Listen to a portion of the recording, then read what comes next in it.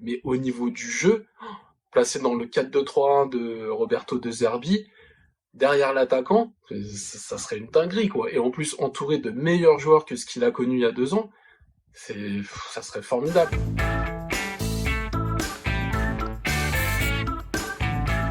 Salut à tous, on change un peu de décor, on se retrouve en Nouvelle-Aquitaine.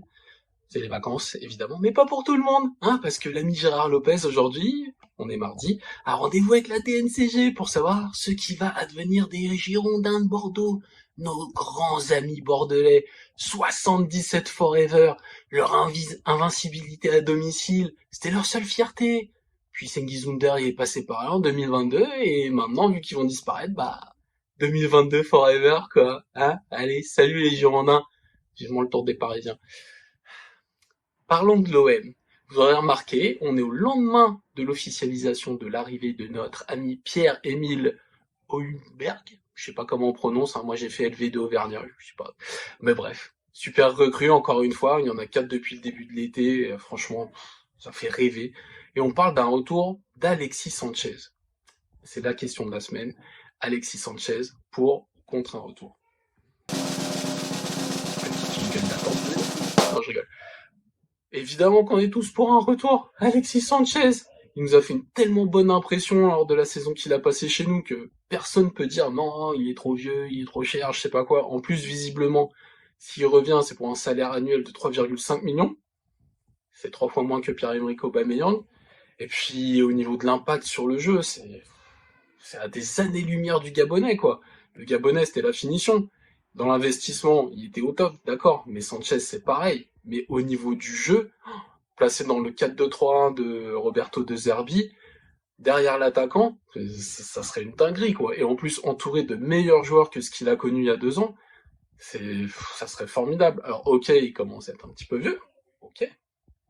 Mais on a vu que c'était un super professionnel, un mec tellement investi que finalement, son corps, c'est comme un jeune de 25 ans, quoi. Et surtout, il est meilleur physiquement que la plupart des joueurs français de 30 ans, par exemple.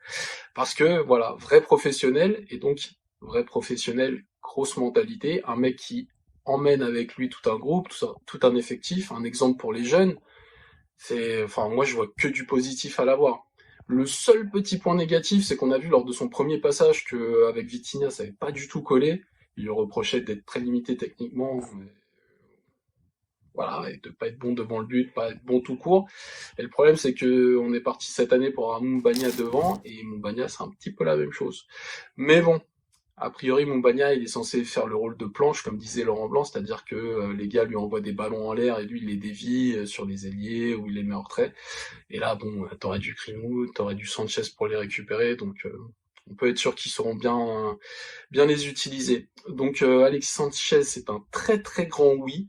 Et même si Moumbagna décevait, on a vu qu'il peut jouer en pointe. En fait, il peut jouer partout. Il est juste exceptionnel. Avoir un joueur de ce niveau, entouré de joueurs, eux aussi de très très bon niveau, c'est juste kiffant, quoi. Je vois pas comment on peut dire non. Mais j'imagine que vous avez des arguments et je suis prêt à les entendre. Donc, j'attends vos explications. Alexis Sanchez pour ou contre. C'était le débat de la semaine. On se retrouve la semaine prochaine, peut-être avec d'autres crus, peut-être avec le Chilien d'ailleurs. On verra bien. Bonne semaine à tous et allez l'OM.